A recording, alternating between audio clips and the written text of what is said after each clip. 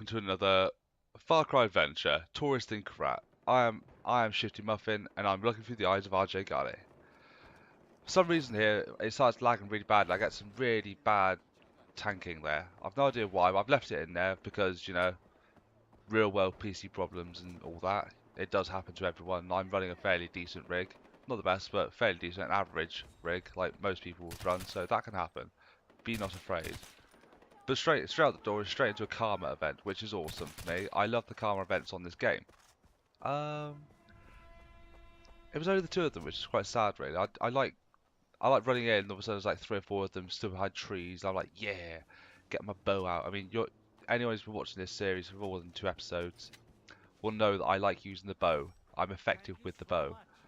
In this video, as a prior, like as a heads up, I'm not perfect with the bow in this one. I'm very average with the bow for this video anyway. Usually I'm like on the ball, like just sniping people with the bow from any distance, and I usually get it within the first shot. It's rare I have to take a second shot at someone.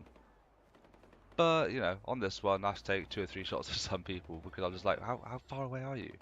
Like, my depth perception is just gone. But at this stage, I'm looking around, I'm like, what am I going to do for the day? You know what? Get the map up. And I'm looking around, I just can't find anything that's a story mission that isn't the Karat Tea Factory mission, which is a Golden Path mission.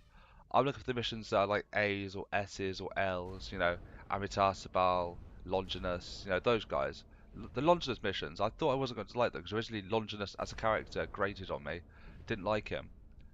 But I've grown to like him now. They saw me there doing the skill menu. I wasn't being indecisive. I was clicking to buy skills and it would not upgrade them whatsoever, which was really frustrating. So I've no idea what that is. Maybe it's gated that.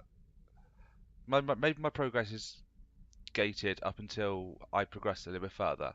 But for now, nothing else on the map. I could try to take a fortress, but nah, I'm not doing it on my own. I'd rather save it or work further towards smashing stuff up. So for now, Golden Path mission. Getting there, however, was an issue. I'm running around. I'm thinking, oh, I'll just let a pickup go through. I could commandeer the vehicle. I'm like, anything would do at this stage. Anything. I mean, even a quad bike would do. I saw this thing. And I went, well, almost anything would do.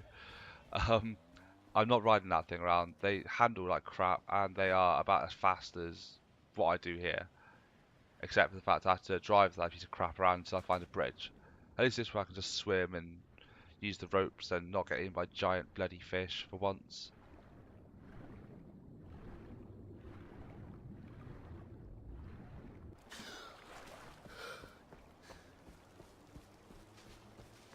A little bit frustrating is just the fact that I thought it should be a lot quicker going this way. Like I wouldn't have to dive out, dive back in, to climb a bloody cliff. I thought it literally be a case of fly over here, go up one rope, get on top of the cliff, get on a vehicle, run away.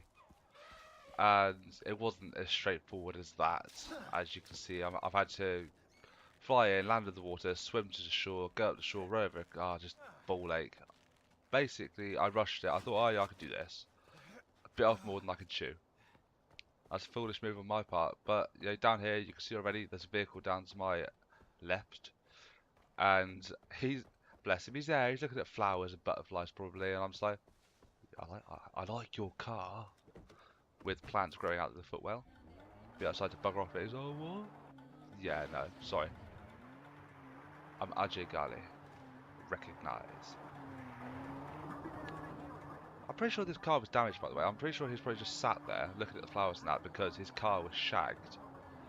And I literally just come along, jumped in it and driven off, but the rear end swings out like mad. The steering on it is shocking, so I'm guessing it has like flat tyres or like wheels made of cheese. But yeah, for this mission, basically, I'm meeting Amitar, or Amisa. I call her Amita, but I've heard other people saying, oh, Amitar. Like, you talk to Pagan, and he says, ah, you spoken to Amitar. And I'm like, sounds like a car, or like sword, like an Amitar sword. But also, you get, Reggie Ray Rhino, the radio guy, basically. You talk to him, he's like, ah, yes, you're fighting against Pagan. I'm like, Pagan? Pagan, ooh. Pagan, not Pagan. It's like Pagan Das ice cream. pagan. Amita, are you okay? Do you think this is easy? Being the first woman in the golden bath. The one pushing for change while everybody else talks behind your back about how you're destroying their heritage. I am every bit the fighter, the kirati that they are, but they just see a woman. You're a smart man, Ajay, tell me. Am I the right person for this? Sabal, he's got all these supporters, and I just keep thinking, are they blind? Or am I just missing the point? No, indecision is for the weak. Okay. Remember that tea plantation? The poppies, they've been shipped to an old brick factory for processing. Sabal wants to destroy it, he's so sure of himself. And you want to capture it? Exactly. That's everything we need to plan for the future while he's stuck in the past. I say yes, he says no. But I'm hoping you will be the one to do the right thing. Oh, Amita, I'd do anything you asked me to do. Even if I thought it was like the wrong thing to do.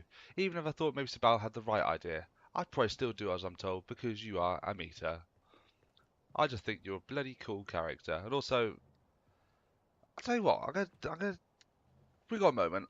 The reason I go with Amita is not just because she's a chick. Alright, usually in the campaigns I usually go with a chick because they're usually your love interest and you get a better story out of it. But as it is, I actually like Amita's side of this story. Basically, she wants to take Karat into a new direction because it's all very old-fashioned out here. You know, you farm, you get paid for what you farm, and that's it. It's as simple as that. And it's all very, there's no drugs, there's nothing new going on. There's no like progression into like the new age. It's all very held back. You know, sacrificing little girls as goddesses and all that. And that's what Spell represents, which is cool. He represents heritage and sticking to your path and like the greater good and stuff. However, well, I say the greater good. That's actually what. Moving on. As for Amita, it's like, okay, yeah, what we do have here is bugger all things to farm, infertile soil due to a civil war that's been going on for bloody ages, and a lack of hope. However, what we do have, on the positive, is a lot of drugs. We've got poppy fields, and those can be turned into drugs. We have the lines for shipping it already set up. All we need to do is take control of them. And then with the money that goes there, we haven't got no one has to do the drugs. We just make sure they get out of Karat. They don't shit on your doorstep essentially. But she's just trying to get money in front of them. And I have every faith that the character that she is, she'd probably try and get them out of it as soon as possible. But for now, it's in their interest to make the money and make it fast. Right below me at that stage, I've got a Pagan's Wrath convoy, and I did consider dropping the paraglider, just literally dropping down and just smashing them up. But I thought, no, no, I'm a single track man. I can do this. I will get there. So right now I'm aiming for that big hill. I'm like, I'll jump on the hill, and I can go down and start smashing up the tea factory. But what I did notice as I got a bit closer is that the tea factory is that big spire in the middle of the screen. You can just about see it, and I've got to land just before that. I thought, okay, I'm already going to be out of the way and quite safe, so we'll try and steer the thing to not hit a tree. As it is, I need to flip the Sonic thing over. That there, by the way, looks badass, but I was trying to get the hang glider out as soon as possible and not die. Here, parachute down, safe. No, I died. I went mental at this stage. It was like moaning like mad. I mean, you saw it. I landed. I parachuted. I was all good. I mean, the worst case scenario is I would have gone into that ledge and I would just slid back down. Like, I'm not saying that realistically that's what would have happened, but you know, the way the game works, I've played this game for long enough and enough of the parachuting side of it that I know that I should not have died there. But you know, hit the side of the cliff with such force, I just pancaked. And right here, I'm looking at it, it's like, really, really? I had to examine. But here it is. I can see this on the map. I'm like, ooh, shiny things, collectible things. Switch the Molotovs, lob it, done. This chap here is crapping his pants. He's like, what was that? But just shush your mouth, relax. I'm Ajay Gali. So we're literally just on the brink of starting World War III in a tea factory. World War Tea. That's what we're calling it. World War Tea. Girl up here talking to this chap. I thought it was going to be a bloke at first, and I realised it's a woman. And my issue with this is, why is it the women on this game, none of them seem to be young? Apart from Amita and Badra. Like, Badra's essentially like an 11-year-old girl, Amita's probably around about 22, 23. Like, she's only early 20s. But every other woman in this seems to be like, I don't know, late 30s, early 40s, or higher, upwards. And it's like, well, bloody hell, was there a gap in, like, the birth? Like, no, everyone, like, there's a big generation gap. Everyone sort of buggered off and stopped reproducing for years. Like, there's a generation gap. Anyway, we're in the factory. We got our tea factory going on. Well, it says brick factory, but no, there's meant to be a tea factory or something. And here it is. I got my bow out and just get ready to watch me try and kill everything. And the problem is, I miss like so many arrows. I mean, this one, I missed this one. Nail the next shot, headshot, poof. After this though, I'm bloody hopeless. So, check this out for a second and just watch, like, examine how bad this gets. I'm panicking like mad.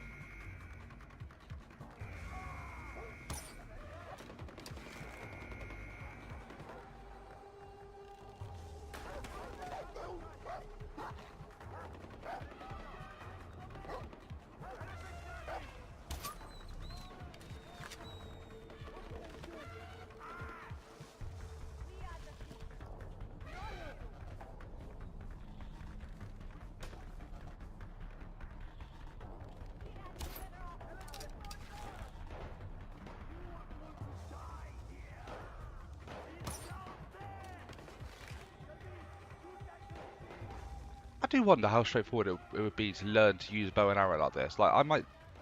In fact, guys, you heard it here first. I, Shifty Muffin, the muffinest of muffins, I'm going to take up archery lessons, and I'm going to show you how easy it is to be Ajay Gali. I'm going to take up archery lessons, I'm going to take myself out into the middle of unknown Asia, and I'm going to start just using a bow to kill everything. Everything has a face. So this shotgun, I'm buying all the signature weapons as I go through and acquire them, or so I unlock them. This is one that you should probably skip. It's not great. It really is you have to have all the armor in the world to benefit from using it. But I'm only using it here because I haven't changed it out, and I'd forgotten that it was this rubbish. I'm like, there's fumes coming out of here. They seem to be like loud and noisy, so those moves ones. Then I literally go around this corner and went, oh, okay, this makes a bit more sense. That looks like a generator to me. Now I'm meant to be doing the good thing here, which is for Amita. I'm supposed to be saving the factory, but I destroyed that generator, not realising that you had the option to just not be a problem child and turn them off. So for the time you hear me running around getting told off by the game, saying at least one of the generators needs to survive. I'm like, oh, my bad.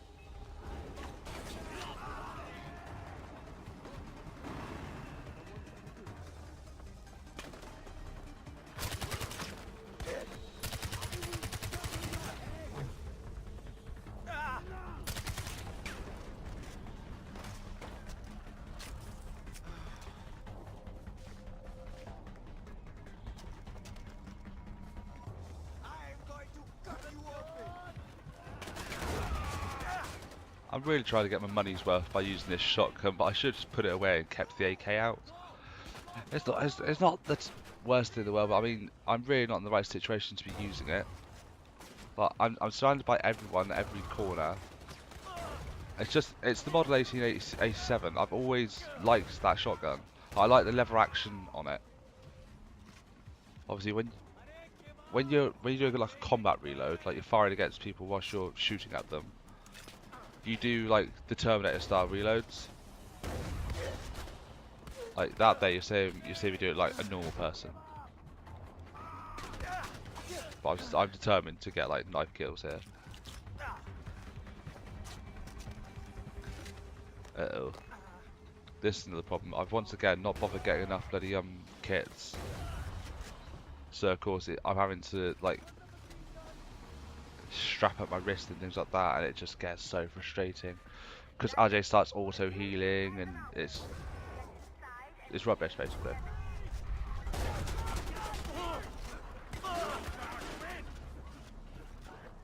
That was it. I remember now. When you, it's not so much when you're in, like an open firefight. It's when you're driving the cars. He starts like flicking it around like he's Terminator. I love that. Also, whilst we're here, not a lot I can talk about right this second because I'm just getting all the kills in the world with a shotgun that I really shouldn't be using. But they're redoing Terminator, and they've got old school Arnie in it, and they've also got current day Arnie, like old wrinkly as a ballsack Arnie, and that's awesome. I say wrinkly as a ballsack Arnie, not a bad thing. He's getting older. Everyone does it. I love Arnie. I'm a fanboy. But the fact they've actually got CGI 80s Arnie in it as well, I'm just like, that's cool. That's actually really cool. And ooh, the actor's name. They have got Jai Courtney. The actor's name is Jai Courtney or Jay Courtney, or however it is. Either way, he plays Varro in Spartacus Blood and Sand. That's where I first saw him, and then he's been in other things since, like Jack Reacher. Oh, what else was he in? He's in Divergent, and he's going to be in Terminator Genesis, and he is playing Kyle Reese. You know, the guy who goes back and, well, gives Sarah Connor the business, basically. He is John Connor's daddy, the daddy. Which is awesome. I think I can't remember. I've got to think back now about my Terminator lore. But I don't think Sean Connor knows that he's sending his dad back at that stage. But awesome either way.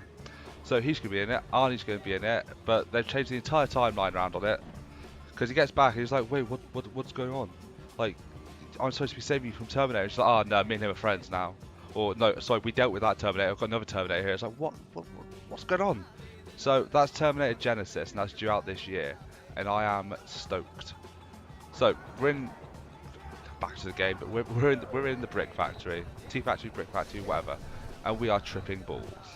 I don't know why. Well, I'm guessing there's fumes or something in the air.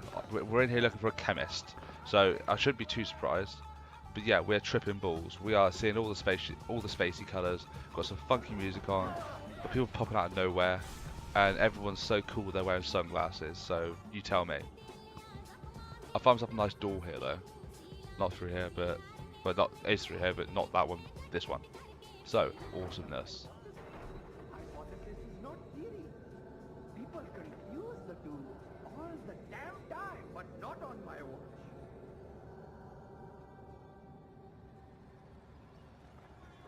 Nice forehead, mate. Unicorn. Unfortunately, I have the brain of a 6-year-old, so this happened. Let me said, I'm usually the first guy to tell someone off for teabagging, but when I'm in a game, I don't mind teabagging story characters. Online, however, I've been the guy who's hello. Yeah, I forgot about this. I've been the guy who teabags people, and I've lobbed the controller across the room because they've done it to me. But yeah, came through here, and we're tripping balls. We have multiple chemists. So I was just like, okay, well, get the bow out. Is there any doors? Is there any way of getting through here? Do I ignore him? Nope. Let's turn and kill.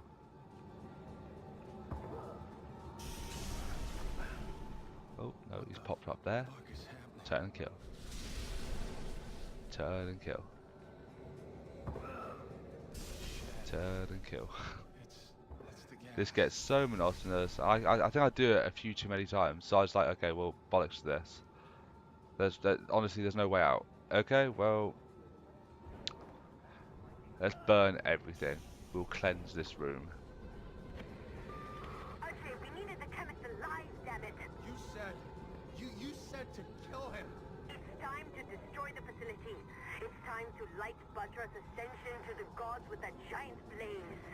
You're not making any sense. We're laying the explosive now. Get out while you can. And that is utter bullshit. I hate this is trippy as hell as well. I mean, why have I suddenly started getting weapons I never had in the first place? Hated it. I hated this section of the mission. I was like, what's actually going on? I'm questioning myself. So I ended up just bollocks that bugger everyone to run through everybody. Also, it's dark as hell. I mean, I've managed to lighten the video up ever so slightly, but it's dark as hell in here. No matter what your brightness settings are, it is dark as a mother in there. You know, everyone's behind me, everyone's got my back. And I don't know where the hell I'm supposed to be going on this, so you'll see me just frantically like running up to doors, and I'm like, oh, you know what, I don't care if it kills me, but it didn't. So once again, tripping balls, something's not right. I personally reckon, right, I'm just literally sat in a room, right, and they're just like laughing their asses off, thinking it's all hilarious. You know, the bad guys I'm talking about, not like Amita. Amita would do that to me. But I reckon they're all just like laughing their ass off, watching me just squirming around, tripping. Then all of a sudden something goes wrong and I just get hold of a gun and just spray everyone. Accidental hero. But at least here, get some fresh air and get the hell out of Dodge, because I hate it in there. I hate a game where I hate sections of games where I just lose control of myself. But here we go. What's I got to say to it? Like, thank you, Ajay? Thank you? You'd hope so. Amita? Ajay, what's wrong? Is the factory secured? Is the chemist dead? Yeah. I just, I think I was hallucinating. That's the fumes. But you're okay now. I can't tell you what this means. Thanks to you, Kirat has a future. If Sabal wasn't so busy looking backwards, he'd see that too. I don't understand why you take the risk of... Is it just me, or did you seem a little bit casual then? Like, oh, that's just the fumes, but you're okay. Yeah, okay, I'm just okay, I'm just dying. How the hell do you know that I'm not like a massive asthmatic? How do you know that I was not struggling to breathe, that I'm still struggling to breathe? Now you'll be okay. And also, upon employing me to be your bloody henchman, I noticed that you didn't ask for a medical file. You don't know anything about me. Honestly, sloppy, right? I like her, right? She's my friend. But as an employer, I feel that she's really sort of missed the mark a bit. Anyway, driving away, I was about to end the video here when I spotted this grey fellow. Missed him, but saw he had a buddy. So, smacked him in the face, tried to drive away. I thought, yeah, I've got away, I'm clear. No, I'm not. Boom! Flying away. See, I like the fact that I can hate the rhinos. That's more to the point. I mean, at that stage, I thought I flew through the bloody window, but you know, he's behind me. He's business-wise. I'm just using this shotgun. I mean, this shotgun is shocking, but luckily it's powerful enough up front when I got it like in the rhino's head. So I get the kill eventually, but man, was I struggling. I was reaching for the kill. Anyway, you see me driving around. I've killed said amount of rhinos, and I'm happy with myself. I'm feeling quite badass. Sunglasses on. I'm driving away, and this is the end of the video. I'm going to get out, I'm going to get a nice view, I always do this for you, end on a nice note. But this has been Far Cry 4, I've been a tourist in Karat and you've been entertained. Thank you very much. Peace.